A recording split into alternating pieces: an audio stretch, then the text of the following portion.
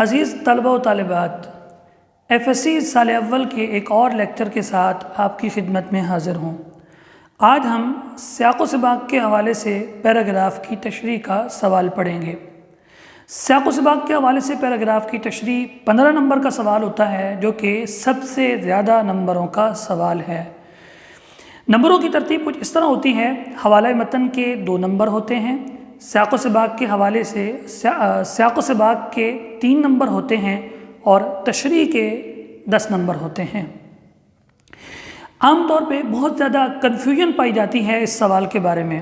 تقریباً ہر دوسرا تیسرا بندہ اس کو حل کرنے کا ایک الگ سے طریقہ بتاتا ہے، جس کی وجہ سے ایک لمبے عرصے تک کنفیوژن چلتی آ رہی ہے۔ لیکن اگر ہم اس سوال کو، جو کہ آپ کو وائٹ بورڈ پہ لکھا ہوا نظر آ رہا ہے، سیاق و سباق کے حوالے سے تشریح کا طریقہ کار میں نے لکھ دیا، اس کو اگر ہم ٹیکسٹ بک سے حل کریں تو پھر ساری کی ساری کنفیوژن ختم ہو جاتی ہے۔ چونکہ پیپر آپ کا ٹیکسٹ بک کے مطابق چیک کیا جاتا ہے، تو آپ بھی اپنی ٹیکسٹ بک نکال لیں، اور اس کا پیج نمبر 5 ہے، میں پڑھتا ہوں اور ساتھ ساتھ آپ کو اس کے بارے میں بتاتا ہوں۔ پہلی چیز اس میں ہے حوالہ متن۔ حوالہ متن میں 2 چیزیں شامل ہوتی ہیں، جیسا کہ وائٹ بورڈ پہ آپ کو نظر بھی آ رہا ہوگا: سبق کا عنوان اور مصنف کا نام۔ سبق کا عنوان جو پیراگراف جس سبق سے لیا گیا ہوگا، اس سبق کا جو نام ہوگا وہی آپ لکھیں گے، اور اسی طرح لکھیں گے جس طرح سبق کا عنوان ہوگا۔ اسوہ حسنہ صلی اللہ علیہ وسلم، مصنف کا نام اسوہ حسنہ صلی اللہ علیہ وسلم، سبق کے مصنف کا نام سید سلیمان ندوی ہے۔ اس کے بعد سیاق و سباق کے حوالے سے تشریح۔ سیاق و سباق کے حوالے سے تشریح، سیاق و سباق 2 طرح کے ہوتے ہیں، ایک مثالی سیاق و سباق اور دوسرا اجمالی سیاق و سباق۔ مثالی سیاق و سباق وہ ہوتا ہے جس میں آپ اس پیراگراف کی جگہ کو متعین کرتے ہیں۔ جیسا کہ سیاق و سباق کا معنی یہی ہے کہ آپ کو پتہ چل جائے جو پیراگراف سیاق و سباق کے حوالے سے تشریح کے لیے دیا گیا ہے وہ کس جگہ پہ ہے، وہ ساری کی ساری بات واضح ہو جائے، تاکہ وہ پیرا کھل کر سامنے آ جائے۔ تو سیاق و سباق کے حوالے سے تشریح کرتے ہوئے جو مثالی سیاق و سباق ہے، اس کا مطلب یہ ہوتا ہے کہ آپ اس پیراگراف کے بارے میں بتائیں وہ سبق کے کس حصہ سے لیا گیا، سبق کے شروع حصہ سے لیا گیا، درمیان حصہ سے لیا گیا، یا آخر سے لیا گیا۔ اور دوسری بات، اس پیراگراف سے پہلے کیا بات ذکر ہے اور اس پیراگراف کے بعد کیا بات ذکر ہے، یہ آپ نے بتانی ہوگی۔ اس کو بتاتے ہوئے اسٹوڈنٹس بعض اوقات یہ غلطی کر جاتے ہیں، وہ اس پیراگراف سے پہلے کی لائن کو رٹ لیتے ہیں اور اس پیراگراف کے بعد کی لائن کو رٹ لیتے ہیں۔ یہ ضروری نہیں ہے، اور بلکہ میں یہ کہوں گا کہ ایسے کرنا ہی نہیں چاہیے، بلکہ جو پیراگراف آپ کو دیا گیا، فار ایگزامپل آپ کو کوئی سبق سے کچھ بھی نہیں ہے، میں ایگزامپل کے لیے بات کر رہا ہوں، آپ کو یہ رسالہ پڑھتے ہیں اور اس رسالے میں آپ کو ایک کہانی بہت اچھی لگ جاتی ہے، اس کہانی کا ایک پیراگراف ہے جو بالکل درمیان کے اندر ہے۔ کوئی آپ سے پوچھتا ہے اس پیراگراف کے بارے میں، تو آپ اس پیراگراف کو سمجھانے کے لیے کہتے ہیں یار اس پیراگراف سے پہلے نا یہ بات ہوئی تھی، تو وہ بات آپ کے ذہن میں آ جاتی ہے کہ اس سے پہلے قریب قریب یہ بات تھی، اور اس پیراگراف کے بعد قریب قریب یہ بات تھی۔ تو اس رٹنے کی ضرورت نہیں ہے، جب آپ سبق کو اچھی طرح پڑھ لیں گے، اس کے بعد وہ اس سبق میں کسی بھی حصہ سے پیراگراف آ جائے، اس پیراگراف کو پڑھتے ہی آپ کے ذہن میں یہ بات آ جائے گی یار اس سے پہلے قریب قریب یہ بات ہوئی تھی، خود بخود آپ کے ذہن میں آ جائے گی۔ تو جو بات آپ کے ذہن میں خود بخود آ جائے وہی اس سے پہلے والی بات ہوگی، یعنی آپ کہیں گے پیراگراف سے پہلے اس بات کا ذکر ہے، اسی طرح اس پیراگراف کے بعد اس بات کا ذکر ہے، جو قریب قریب آپ کے ذہن میں آ جائے۔ اس کے لیے کوئی تعین کرنے کی ضرورت نہیں ہے کہ وہ بالکل اس کے ساتھ متصل پڑی ہو۔ متصل اگرچہ کہا جاتا ہے، لیکن اس کا مطلب یہی ہوتا ہے کہ آپ کے ذہن میں جو بات ہے قریب قریب یہ بات ہوگی۔ دوسرا اجمالی سیاق و سباق۔ اجمالی سیاق و سباق کا تعلق پورے سبق سے ہوتا ہے، ایک پیرے سے نہیں ہوتا۔ اس کے لیے بڑا آسان ہے، آپ جب سبق کا مرکزی خیال یاد کر لیتے ہیں، سبق کا مرکزی خیال سمجھ لیتے ہیں، اس کے بعد آپ کے لیے اجمالی سیاق و سباق کوئی مسئلہ نہیں ہے۔ مثالی سیاق و سباق لکھنے کے بعد آپ سوچیں گے سبق اسوہ حسنہ صلی اللہ علیہ وسلم کا مرکزی خیال کیا تھا۔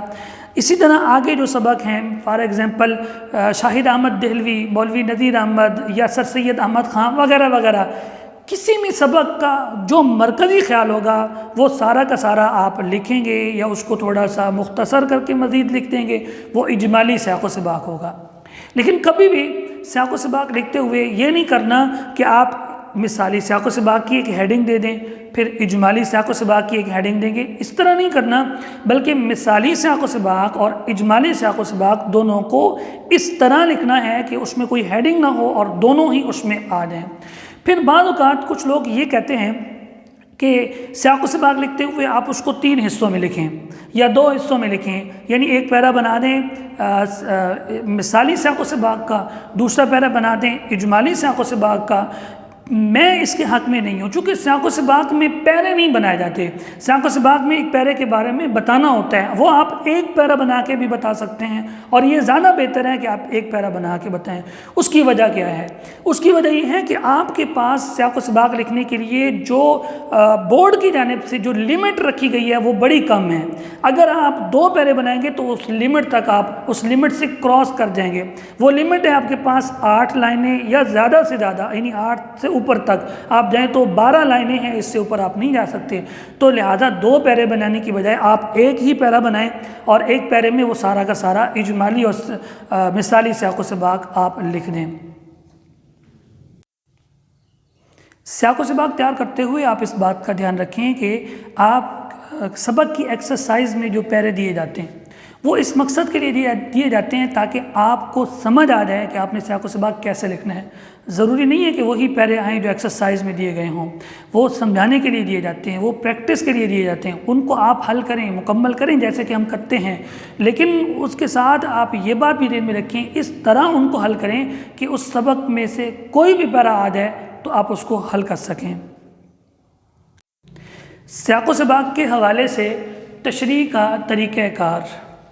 عام طور پہ سیاق و سباق کے حوالے سے تشریح کا جو سوال آتا ہے وہ سوال نمبر 3 ہوتا ہے۔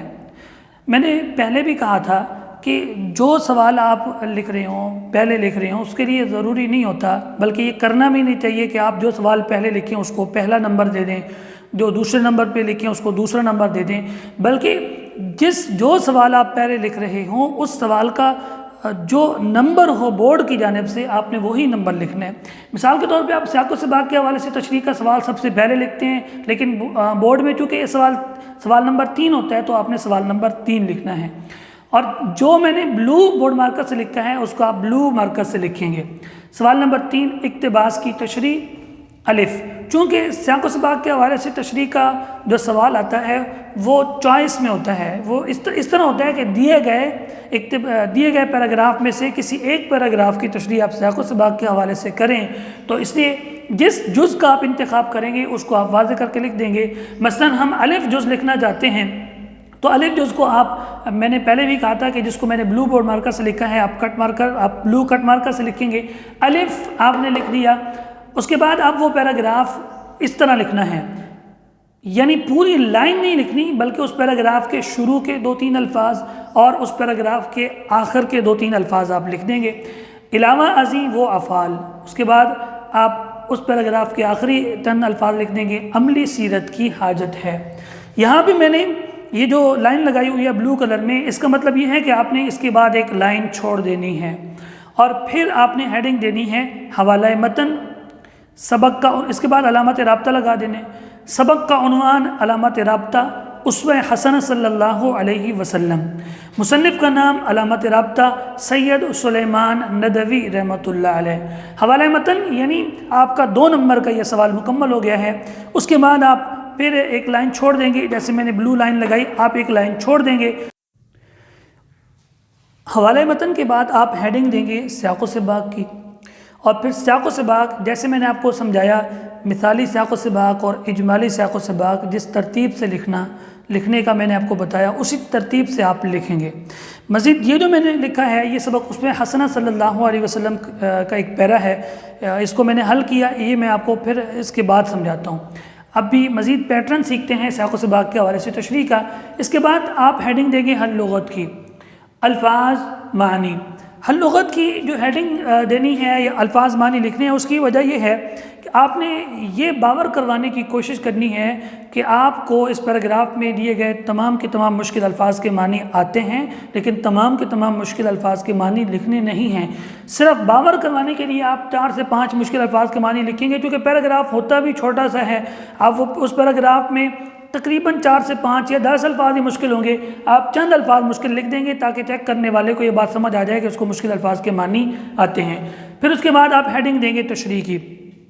تشریح کرتے ہوئے یہ بات ذہن میں رکھیں کہ جو پیراگراف سیاق و سباق کے حوالے سے تشریح کے لیے دیا جاتا ہے، اس پیراگراف میں جو خاص بات ہوتی ہے اس خاص بات کو آپ نے حل کرنا ہے۔ آپ نے اس پیرے سے بھی مدد لینی ہے، اس پیرے میں جو باتیں لکھی ہوں گی ان کو پیش نظر رکھتے ہوئے آپ اس خاص بات کی وضاحت کریں گے، اور پھر اگر اس کی وضاحت آپ کرنا چاہتے ہیں تو آپ کسی اور جگہ سے کوئی نئی کتاب سے باتیں نہیں لے کے آئیں گے، چونکہ آپ کے پاس وہ سبق موجود ہے جس سبق سے وہ پیرا لیا گیا ہے۔ وہ پورا کا پورا سبق آپ کی مدد کرتا ہے اس ایک خاص بات کی وضاحت کرنے کے لیے، چونکہ وہ پیرا اسی سبق کا ہے۔ اس سبق میں جو خاص بات ہے آپ کو وہ سبق پورے طریقے سے گائیڈ کرے گا، آپ اس کی وضاحت سبق کو دیکھ کے کر سکتے ہیں۔ اس پیراگراف کے اندر کوئی کہاوت آ جاتی ہے، کوئی محاورہ آ جاتا ہے، قرآن کی کوئی آیت آ جاتی ہے، کوئی حدیث آ جاتی ہے، آپ اس کا مفہوم لکھ دیں گے، آپ اس کی بھی وضاحت کر دیں گے، اس طرح وہ تشریح کا حجم بڑھ جائے گا۔ پھر تشریح کرتے ہوئے یہ بات ذہن میں رکھنی ہے کہ تشریح سیاق و سباق کے حوالے سے پیراگراف کی 2 صفحوں پر آ جائے، 2 صفحوں سے تھوڑی سی زیادہ بھی ہو سکتی ہیں لیکن 2 صفحوں سے کم نہ ہو، یہ لمٹ ہے سیاق و سباق کے حوالے سے تشریح کے لیے۔ سبق اسوہ حسنہ صلی اللہ علیہ وسلم، پیج نمبر 2، پیراگراف نمبر 1 نکالیں اور اس کو پڑھیں پیراگراف کو۔ علاوہ ازیں وہ افعال جن کا تعلق دل و دماغ سے ہے، اور یہ پیراگراف ہے عملی سیرت کی حاجت ہے۔ اس پیراگراف کی سیاق و سباق کے حوالے سے تشریح ہم کیسے کریں گے؟ اب آپ نے ساری وہ باتیں ذہن میں رکھنی ہیں، اجمالی سیاق و سباق اور مثالی سیاق و سباق۔ دیکھیں بیٹا، زیر تشریح اقتباس تقریباً سبق کے درمیان سے لیا گیا۔ اب اگر آپ اپنی ٹیکسٹ بک سے دیکھیں تو اس میں حسنہ صلی اللہ علیہ وسلم کے سبق کے تقریباً درمیان سے ہی یہ پیراگراف بن رہا ہے، تو ایک بات تو یہ مکمل ہو گئی۔ اقتباس سے قبل ہم نے بتا دیا، موقع و محل بتا دیا کہ یہ جگہ ہے جہاں سے پیراگراف لیا گیا۔ اب دوسری بات، اقتباس سے قبل مصنف نے کیا بتایا؟ آپ اپنی ٹیکسٹ بک سے پہلے دیکھیں، اقتباس سے پہلے ایک پیراگراف ہے، انسانوں کے ہر طبقے اور صنف کے لیے سیرت پاک صلی اللہ علیہ وسلم میں نصیحت پذیری اور عمل کے لیے درس اور سبق موجود ہے۔ ایک حاکم کے لیے محکوم کی زندگی، ایک دولت مند کے لیے غریب کی زندگی، اور ایک غریب کے لیے دولت مند کی زندگی، اسی طرح آخر تک ایک نئی ہدایت کا سبق اور نئی رہنمائی کا درس دیتا ہے۔ اگر آپ نے یہ پیراگراف پورا پڑھنا ہے، سمجھنے کے لیے صرف پڑھنا ہے، میں نے تھوڑا سا پڑھا۔ آپ دیکھیں، اقتباس سے قبل مصنف نے بتایا کہ ہر انسانی گروہ کے لیے سیرت نبی صلی اللہ علیہ وسلم میں بہترین سبق موجود ہے۔ کیا بات؟ یہاں پہ ہم نے پڑھا تھا نا، حاکم، محکوم، امیر، غریب وغیرہ، تو سارے طبقے آ گئے۔ تو ہم یہاں پہ اگر یہ لکھنا شروع کر دیں کہ مصنف نے اس سے پہلے بتایا کہ امیر، غریب، حاکم، محکوم، تو بات بہت لمبی ہو جائے گی۔ آپ اس کو 1-2 لفظ میں لے کے آئیں گے، ہر انسانی گروہ، ان میں سبھی آ جائیں گے، اور بات مختصر بھی ہو جائے گی، اور اس پیراگراف سے پہلے کیا ہے وہ بھی آ جائے گا۔ جیسے میں نے آپ کو شروع میں کہا کہ رٹے نہیں لگانے، سمجھنا ہے کہ کون سے مختصر الفاظ ہیں جو لا کے ہم بڑے آرام سے سبق سے پہلے کیا بات ہے وہ لکھ سکتے ہیں۔ تو اقتباس کے بعد مصنف نے تفصیلاً بتایا، اقتباس کے بعد کیا ہے، آپ پہلے اس پیراگراف کے بعد دیے گئے پیراگراف سے بعد کا جو پیراگراف ہے اس کو پڑھیں۔ عزم و استقلال، شجاعت، صبر، توکل، رضا، تقدیر اور پیغمبر اسلام صلی اللہ علیہ وسلم کی سوانح میں مل سکتی ہے۔ یہ میں نے پیراگراف کو شارٹ کر دیا۔ آگے کا بھی ایک چھوٹا سا پیرا ہے، اس کو بھی آپ پڑھ سکتے ہیں، دیکھ بھی سکتے ہیں، کیونکہ اقتباس کے بعد یا پیراگراف کے بعد مصنف نے بتایا۔ یہ بات لکھنے کے لیے آپ پریکٹس کس طرح کریں گے؟ اسی پیراگراف کے بعد کا پیراگراف دیکھیں۔ عزم و استقلال، شجاعت، صبر، شکر، توکل، رضا، تقدیر، مصیبتوں کی برداشت، قربانی، قناعت، استغنا وغیرہ وغیرہ، اور آخری چند الفاظ جو صرف پیغمبر اسلام صلی اللہ علیہ وسلم کی سوانح میں مل سکتی ہیں۔ اس پیراگراف کو آپ نے پڑھ لیا۔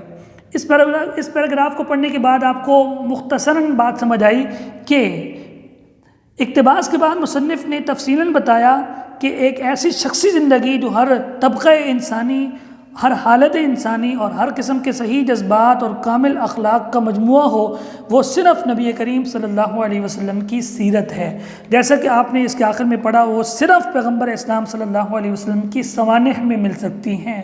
تو آپ نے اس کو تبدیل کر دیا، اپنے الفاظ میں مختصر کر کے لکھ دیا، وہ صرف نبی کریم صلی اللہ علیہ وسلم کی سیرت ہے۔ یہاں تک مثالی سیاق و سباق ہم نے مکمل کیا۔ مثالی سیاق و سباق میں آپ نے پڑھا کہ وہ پیراگراف سبق کے کس حصہ سے لیا گیا، ہم نے بتا دیا کہ وہ تقریباً درمیان سے لیا گیا۔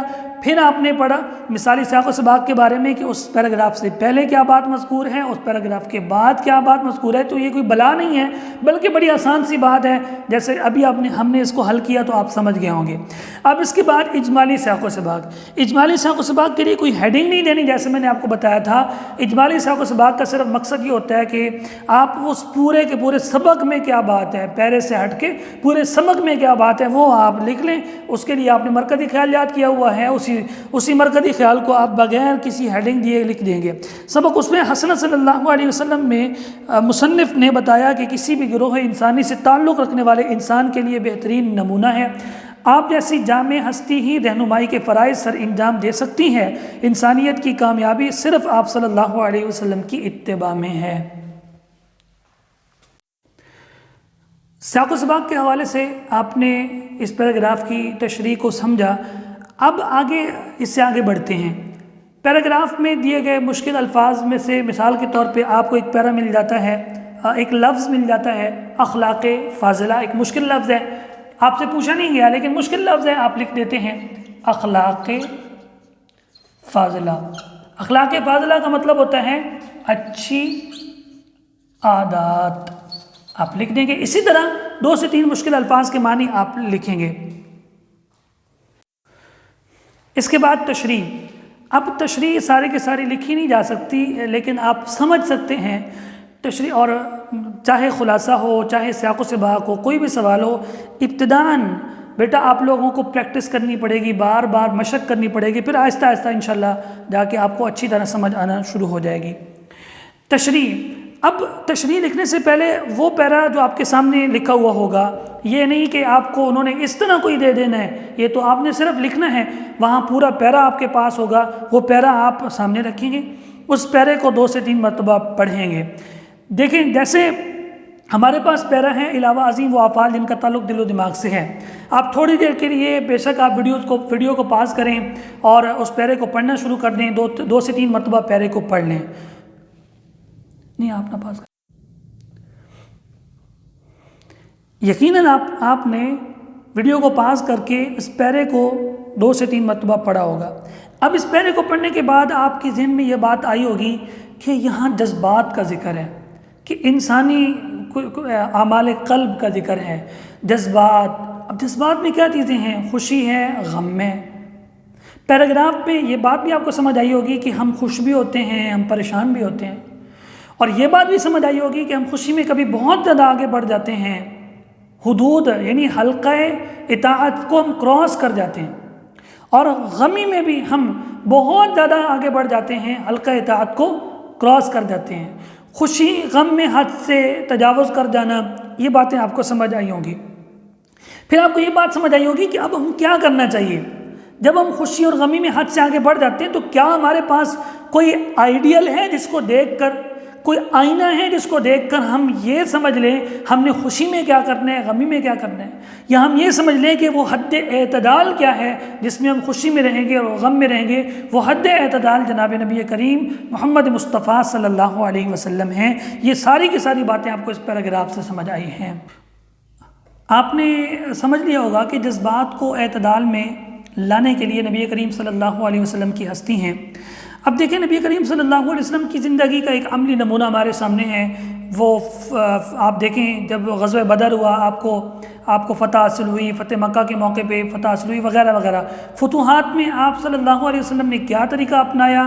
آپ اعتدال کے اندر رہے، آپ خوشی کے موقع پہ اپنے آپ سے باہر نہیں نکلے، اور یہی تعلیم آپ صلی اللہ علیہ وسلم نے ہمیں دی۔ پھر دیکھیں وہ جو ایک عارضی شکست ہوئی تھی غزوہ احد کے موقع پہ، اس میں آپ صلی اللہ علیہ وسلم نے کیا کیا، تو ان جذبات کو اعتدال پہ لانے کے لیے نبی کریم صلی اللہ علیہ وسلم کی زندگی کا ہر لمحہ ہمارے پاس موجود ہے۔ میں تشریح کو ساری تشریح کو اس لیے یہاں پہ لکھ نہیں سکتا، اور یہ تشریح دو پیجز کی تقریباً ہے، جو کہ آپ لوگ اگر میری باتیں سمجھ گئے ہیں تو لکھنا شروع کریں گے، سبق کو توجہ سے پڑھیں گے تو انشاءاللہ آپ 2 سے 3 پیجز تک جا کے تشریح لکھ سکتے ہیں۔